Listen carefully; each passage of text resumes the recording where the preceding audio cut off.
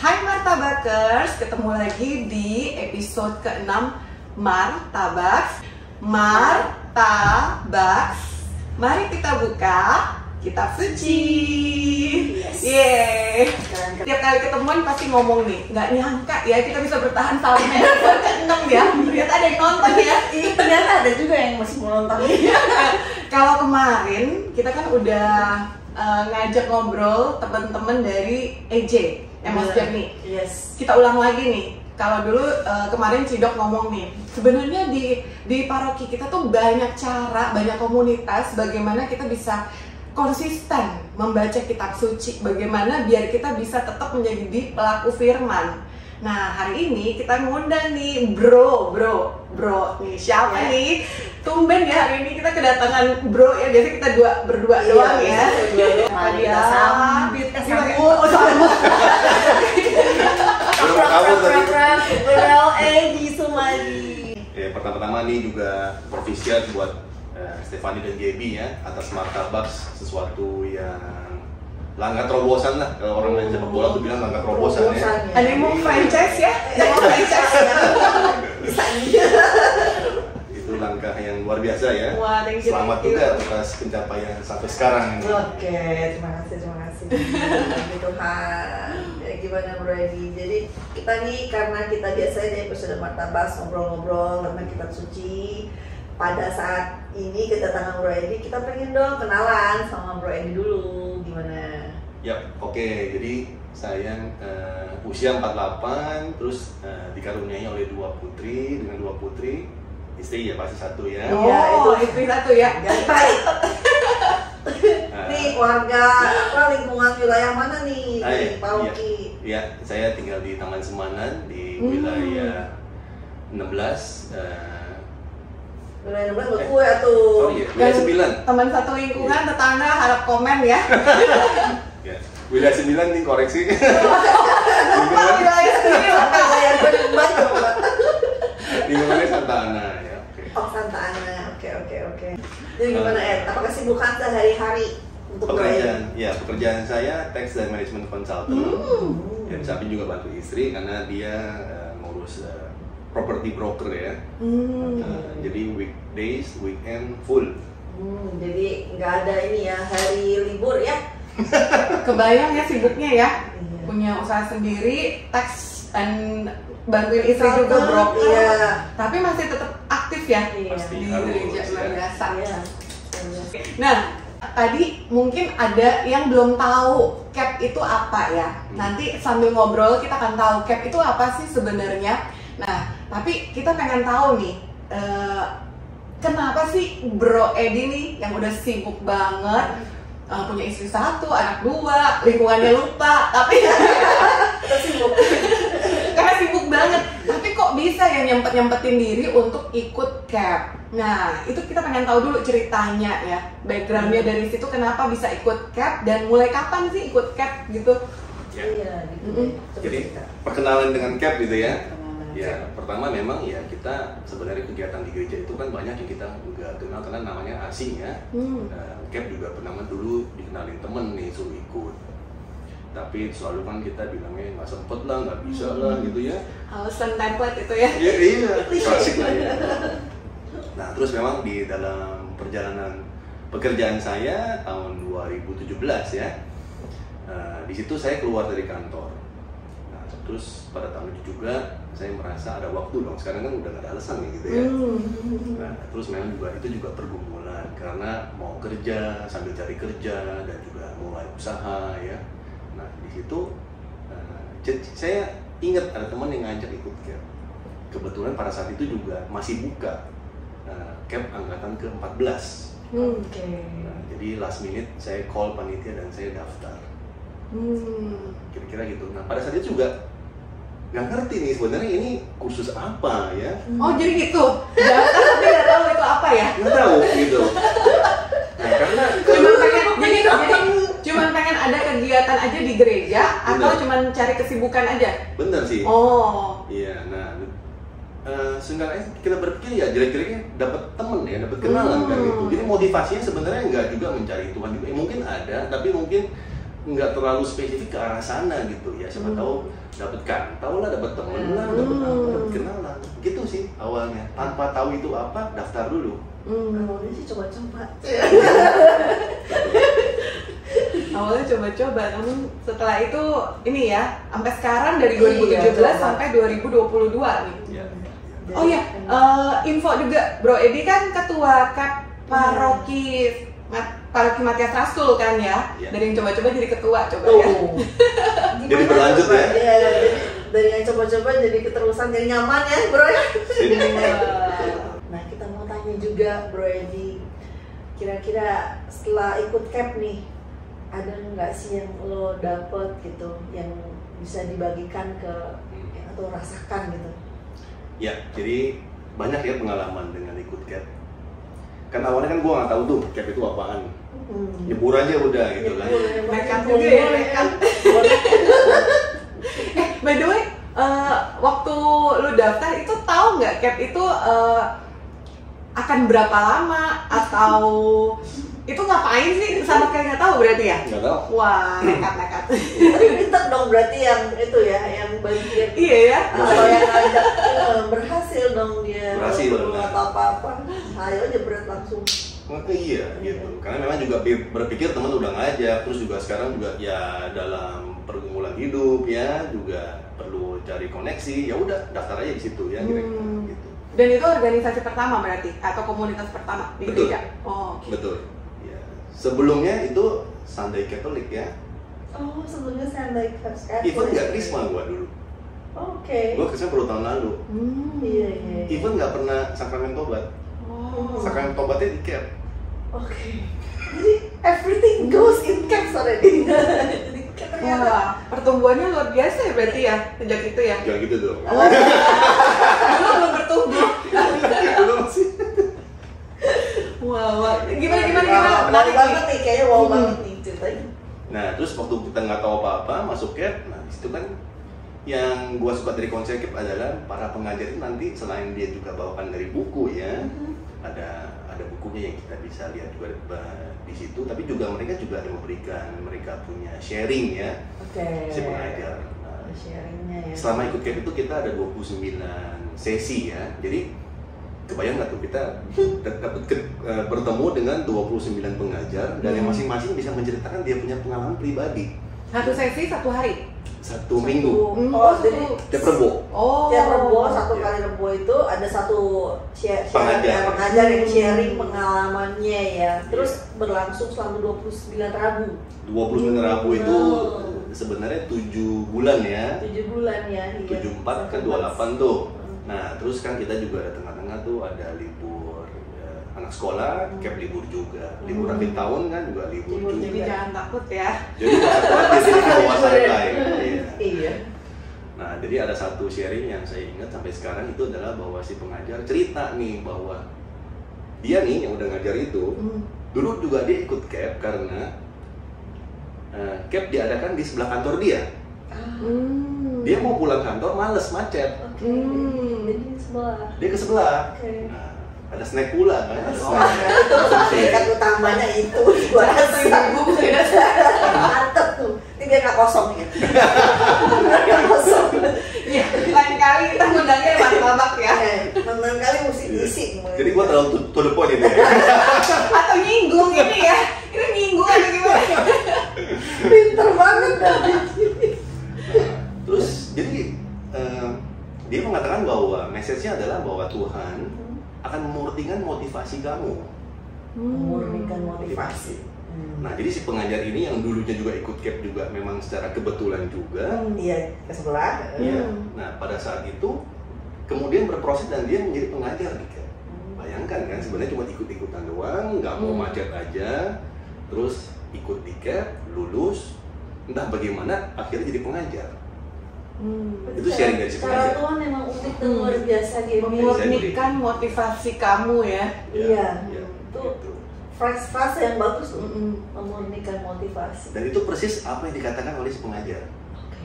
Tuhan akan memurnikan motivasi kamu. Entah apapun kamu masuk hari ini ikut CAP karena apa, ikut aja terus bertekun dalam firman. Gitu. At the end pasti sesuatu yang baik. Waduh, bagus banget. Amin deh. Nah, ada lagi yang bagus itu juga bahwa si pengajar pada saat kita ikut CAP juga kita kan diajarin, oke, kalau kamu juga nanti ada pas bentrok nih ya di jadwal mau sorenya ada CAP, terus juga tapi kemudian ada tugas ya atau ada yang ngajak meeting atau apa. Nah, si pengajar yang lain lagi nih dia cerita, udah kalau kamu CAP itu dan kamu memang ingin ikut CAP nih, kamu berdoa aja, bawa dalam doa gitu ya. Coba deh gitu, si pengajar bilang begitu. Nah, pas gue menemui hal yang sama, kan 9 bulan kan pasti kita ada ketemu aja dong yang bentrok begitu. Gue cobain tuh, pas ada yang nggak bisa bentrok, padahal sorenya ini ada kelas CAP gitu, gue cobain, berhasil. Ternyata orang yang ngajak meeting itu dia sendiri yang merubah jadwalnya. Waduh, gila Ya, ya. itu sudah benar-benar diatur loh. Iya, itu bukan sekali, bukan Ada 2 aja. kali, Pokoknya ada lebih aja dari kayaknya. itu. Lebih dari itu. Berarti saat itu lo Bukan kebetulan berarti kan? berarti memang bener saat itu lo merasa ada penyertaan. Exactly. Iya. Iya gitu. Jadi nggak memang karena saat lo memberikan diri ini gue mau ikut. Iya. Ya, jadi ditunjukkanlah kemudahan Betul. Luar biasa ya. Diperlancar. Iya, betul. Iya. Nah, dalam CAP kita juga diajari untuk berpraktek seperti itu. Makanya terjadi proses dan pertumbuhan pesat banget ya. Iya. Yang tadinya cuma Sunday Katolik, bertumbuh. tumbuh. Masa pertumbuhan. Jadi bukan hanya sesi pengajaran, tapi di encourage untuk praktek langsung ya. Encourage ya. Hmm. Iya. Karena yang penting ya itu kan menjadi pelaku firman juga kan. Nah, di samping dari pengajar juga dari panitia. Nah, yang gua sangat appreciate dari para panitia itu adalah pas sudah perjalanan gue baru tahu bahwa mereka itu ada pagar doanya. Ya, pada saat kita sesi itu mereka ada tim pendoa yang menjadi pagar doa, dan terus juga mereka itu berpuasa dan berdoa juga untuk keberhasilan kita para peserta. Wow. Nah, Luar pas gua tahu biasa. itu, gue merasa gue nggak pernah berpuasa buat diri gue sendiri. Iya, itu for yourself, kamu nggak pernah. Gue nggak pernah kan, Sunday Katolik kan. Iya. Nah, terus Motivasinya pulang ke ini makan bakmi lagi. Iya. bener banget itu, iya. Tapi ini ada orang lain yang gue nggak kenal, Iya. ya. Bukan saudara, bukan teman, orang nggak kenal, orang asing yang mau mereka itu bermati raga, berpuasa, berdoa untuk keberhasilan gue. Gitu kan. Iya. Ini pasti kan ajarannya hebat sekali, sampai mereka bisa berbuat seperti itu. Betul, Ya. betul. Gitu. Nah, ini gue juga tersentuh dengan kok ada panitia yang kayak begini ya, kita jadi semangat jadinya, lu ikut terusin deh, udah dah cuma dengerin doang, terusin, dan lama-lama berlanjut ya, 9 bulan bisa jadi nggak terasa. Ini makin penasaran nih. Dari tadi tuh 29 kelas, 29 apa tadi? Sesi, Pertemuan, ya, iya, pertemuan. sesi. Dan membuat Bro Edi semakin bertumbuh seperti ini. Ya, kira-kira apa sih yang lo dapet dari CAP itu? CAP itu seperti apa cara belajarnya? Kalau yang bulan lalu kita belajar tentang EJ. EJ mereka membuat jurnal. Iya, benar ada Nah, jurnalnya. bedanya kalau CAP itu seperti apa? Pengen tahu banget nih. Banyak orang tahu ya. Oke, sip. Ya, jadi memang ya seperti tadi gua cerita juga kita masuk, kita baca brosur pun kursus evangelisasi pribadi. Kursusnya kita tahu, evangelisasi kan dari bahasa asing ya. Nah, pada saat gua tahu, itu juga baca dari buku tuh. Kita di CAP ada satu buku yang jadi buku pegangan kita ya, berjudul Misi Evangelisasi. Itu buku dibawa oleh Romo Sugiri almarhum ke Indonesia. Jadi buku aslinya dalam bahasa Inggris, ditranslate ke Indonesia, dan mulai menjadi bahan untuk sekolah evangelisasi pribadi di Sekina. Evangelisasi sendiri, kalau ada yang belum tahu, itu maksudnya apa tuh? Betul. Nah, Jadi dari kata itu mungkin kita bisa lebih ngerti apa sih CAP itu ya? betul. Evangelisasi dari bahasa Yunani, dari kata euangelion. Eu berarti baik, sedangkan angelion berarti kabar. Jadi evangelisasi dapat diartikan bahwa itu adalah mewartakan kabar baik dari Yesus. Ternyata itu artinya ya teman-teman ya. Kalau belum tahu, itu tuh artinya sekarang. Nah, pribadi. Nah, sekarang pribadi itu apa? Jadi ternyata bahwa di CAP, setelah kita diberikan juga cara-cara mengevangelisasi, kita sendiri ini harus hidup baru dulu. kita sendiri harus berubah dulu ya sebelum kita membagikan kabar sukacita itu kepada orang di sekitar kita secara pribadi ke pribadi. Jadi di CAP kita nggak diajarkan untuk menjadi seorang pewarta mimbar atau seperti guru agama, enggak ya. Jadi pertama adalah kita membawa kabar sukacita ini kepada pribadi ke pribadi ya dimulai dari orang di sekitar kita, mungkin dari istri kita, ya, dari anak, ya, meluas sampai seterusnya. Itulah harapannya CAP. Nah, tapi sebelum kita bisa membawakan kabar sukacita itu kepada orang lain, pastinya kita harus berubah dulu. Benar. Bahasa Jawanya, apa tuh? You cannot pour from an empty cup gitu kan. Exactly. Jawa mana tuh? Jawa Utara. Ya. Kalau lo nggak punya sesuatu, gimana bisa mempanggil ke orang lain ya kan? Nah, jadi pada saat kita berproses dan kita diajari juga cara-cara untuk bertobat yang merubah pandang hidup ya, yang Gaby udah bilang metanoia itu. Nah, setelah itu baru kita bisa membagikan kepada orang-orang di sekitar kita. Nah, ya, jadi kita juga harus tahu bahwa setelah kita ikut CAP dan kita mulai merasakan kasih dari Tuhan, pasti secara otomatis kita akan mencari terus ya, apa sih yang diajarkan oleh Yesus ya.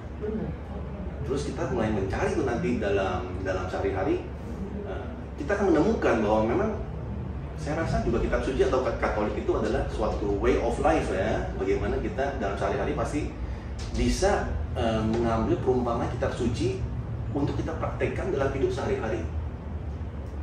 Apa yang dikatakan Yesus adalah, aku adalah jalan dan kebenaran dan hidup. Nah itu, jadi gue bisa menyimpulkan bahwa kitab suci mengajar kita adalah suatu way of life, cara kita untuk hidup sehari-hari. Jadi ceritanya nggak cuma yang rohani, yang surga doang, tapi sebenarnya mereka mengatur juga apa yang terjadi untuk panduan hidup sehari-hari. Nah kalau gue bisa simpulkan seperti itu, sehingga kita jadinya semakin giat mencari apalagi yang diajarin gitu. Akan seperti itu, dan ya lama-lama itu kan membuat kita menjadi semakin bertekun dalam firman. Dan bagusnya CAP itu 9 bulan. Kalau cuma 3 bulan kita bisa lupa. Artinya tuh kalau kita masih masa probation ya, nggak lulus lagi. belum. Bener banget gitu. Jadi kebiasaan kita sudah terbentuk.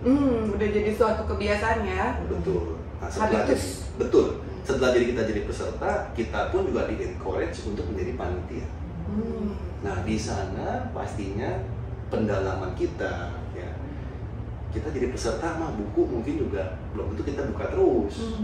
Tapi pada saat kita jadi panitia, kita jadinya akan terdorong untuk mempelajari. Masa sih kalau si pengajar ini nanya, apakah ada pertanyaan? Kan gak ada yang nanya, kan kita juga malu jadi panitia. Bener gak jadinya gitu kan? Kita siapin lah satu pertanyaan, lu mesti baca dong itu kan. Isinya apa sih kemarin waktu gue jadi peserta, gue nggak baca tuh. Pas jadi panitia itu manas-manasin gitu ya, menyiram menyiram bensin ke dalam bara gitu ya. Betul gitu. Gitu deh. Ya. Nah terus itu mulai buka jadinya nih. Terus kita mau cari tema untuk yang angkatan CAP yang berikutnya. Nah di situ pasti kita semakin mendalami dan mau nggak mau lu terpaksa untuk baca itu buku. Tapi memang bahwa dengan ikut CAP itu pertama adalah memberikan kita knowledge. Ya banyak hal-hal baru kita pelajari, tapi juga pastinya membangun iman. Nah dua hal itu dapat banget dengan ikut CAP. Nah di dalam ya CAP itu juga si pengajar itu kan sering bawakan dari buku ya, tapi juga mereka akan menambahkan juga dengan renungan, dengan sharing mereka yang bagus-bagus. Nah jadi karena pengajar itu mereka juga udah sangat dewasa dalam iman. Nah, ada satu renungan yang bagus dibawakan oleh Pak Joseph itu adalah mengatakan, kita kan kalau berdoa tuh juga dulu sebelum ikut CAP juga gue berdoa juga ya. Tapi kan kita selalu meminta-minta ya.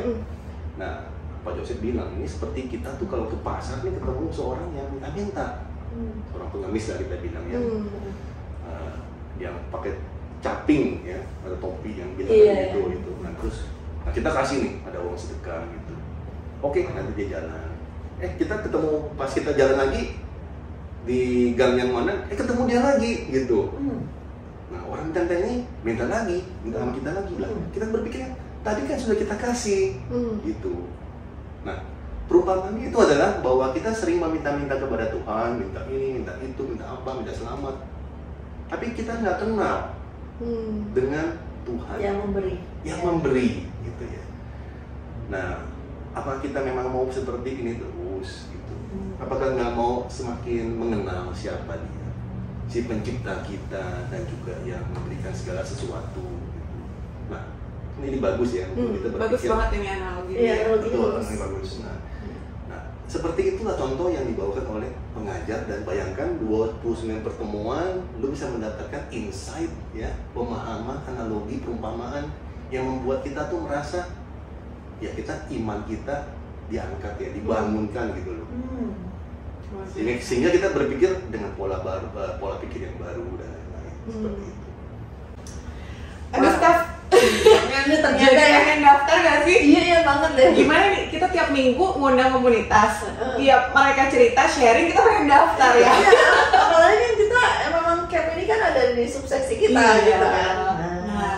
Nah, sekarang pengen tahu bro, gimana caranya kalau dari umat paroki kita atau mungkin bahkan dari luar tuh pengen ikut camp itu, gimana cara daftarnya sih? Apakah saya mesti nebeng ke kantor sebelah biar dapat snack atau gimana gitu? Gimana? Ya, jadi memang kalau di paroki kita kerjasama dengan Sekina, kita mengadakan camp paroki ya, dan sekarang sedang berjalan camp angkatan ke-17. Oh, banyak banget ya, sudah penting nih. Iya. Udah dewasa ya. Iya. Jadi camp 17 dan 16 ini yang kita dalam zaman perang pandemi ya, yang diselenggarakan online ya. Oh, tetap ada ya? Tetap ada. Jadi memang ini luar biasa ya, camp 16 yang lalu dan camp 17 yang sekarang ini luar biasa. Mereka terus bertekun dalam firman, bersemangat dan pantang mundur, jalan terus. Covid bukan alasan. Betul. Apapun yang terjadi ya. Hantam terus firman Tuhan dengan semangat. Betul. Jadi berikutnya mereka akan selesai inaugurasi di sekitar Juli ya, ada pencurahan Roh Kudus dan juga kemudian inaugurasi. Biasanya mereka pada akhir tahun ya, mungkin di Oktober akan kita buka camp ke-18. Oh, Oktober akan dibuka angkatan yang ke-18. Ya. Biasanya pasti akan diumumkan di gereja gitu ya? Pasti. Ya. Atau pokoknya lihat mukanya dia di Iya, gereja, langsung daftar gitu. Kalau Oktober akan dimulai 18, berarti angkatan 18, berarti mulai pendaftarannya itu dari mulai kapan tuh? Biasanya? Ya, biasanya sih mungkin 1,5 bulan atau 1 bulan sebelumnya udah buka. Udah buka ya.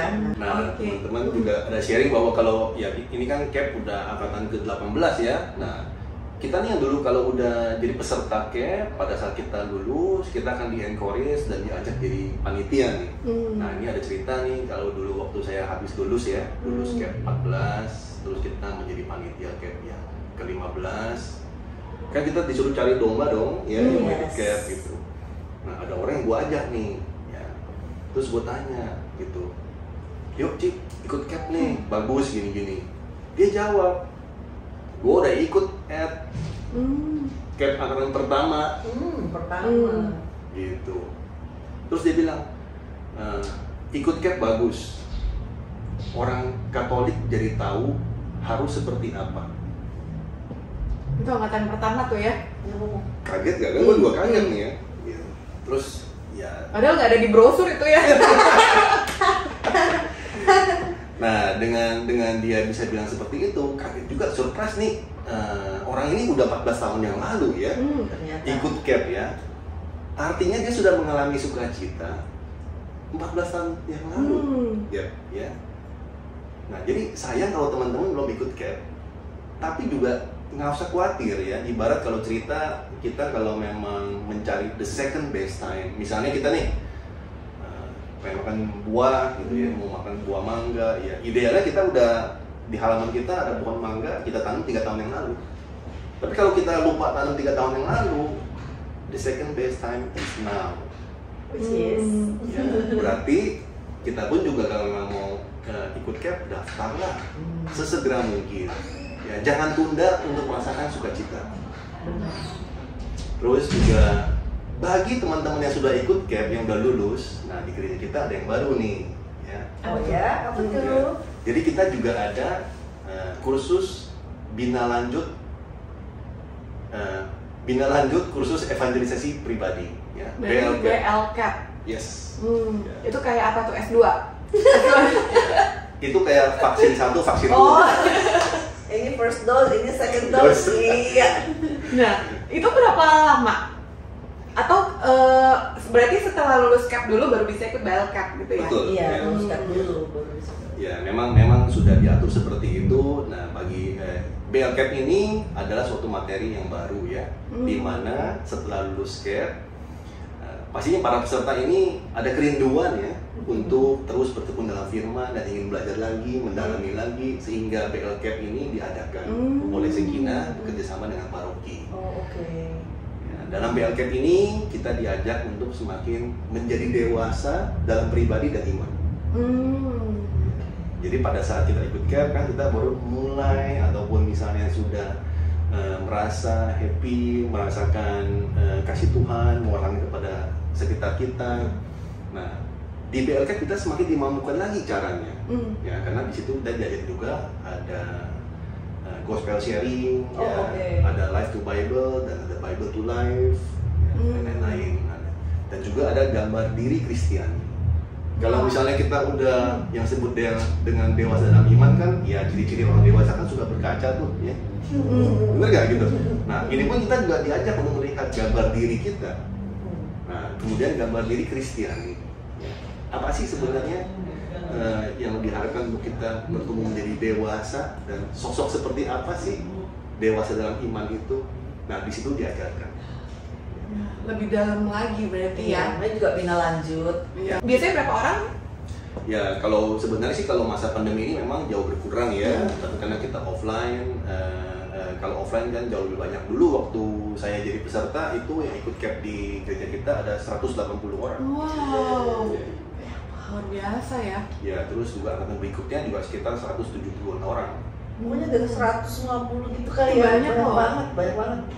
Merinding lagi. Merinding lagi. Wah, ternyata banyak banget yang emang dari motivasi awalnya yang mungkin kurang jelas atau kurang kuat, tapi emang benar-benar dimurnikan ya. Dimurnikan.